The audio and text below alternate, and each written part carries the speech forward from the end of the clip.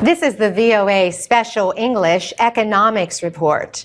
European finance ministers agreed to loan Greece about $172 billion at a meeting in February in Brussels. Luxembourg's Prime Minister, Jean-Claude Juncker, announced the agreement. After a meeting of at least, 13 or 14 hours, we have reached a far-reaching agreement on Greece's new program and private sector involvement that will lead to a very significant debt reduction for Greece. Under the plan, Greece's private creditors will lose more than half of the face value of their investments. The agreement also means the country will receive its second financial rescue in less than 2 years. The new loans will likely let the Greek government make a $19 billion payment on its debt by March 20th. Now, Greece must negotiate the terms of its loans with individual banks and other investors. But these creditors will have to hurry.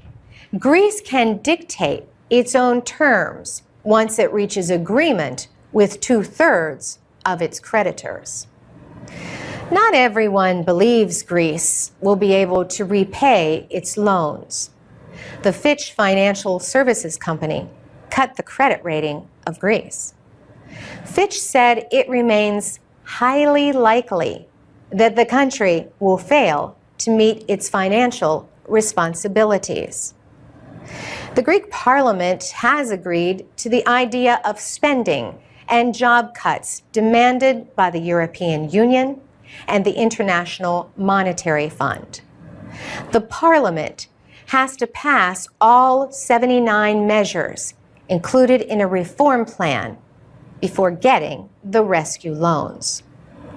Prime Minister Lucas Papademos has said his country has a lot of work to do before it can receive new aid. At the same time, protests continue in Greece over budget-cutting measures. Many Greeks say they have sacrificed enough. But Greece's EU neighbors are unlikely to release new loans until the budget cuts are in place. The head of the EU delegation to the United States, Ambassador João Vale de Almeida, told VOA that the Union has learned from the crisis. We learned a lot about the means that we need to have to deal with emergency situations. We didn't have them before. We developed them to deal with the cases like Greece and a few other countries. Secondly, we learned that our governance system was not yet at the right level of sophistication. And we are, in fact, changing a lot. If not, there is a small revolution going on inside the euro area in the way we deal with what we call the economic governance. There is a lot being changed. For VOA Special English, I'm Carolyn Presutti.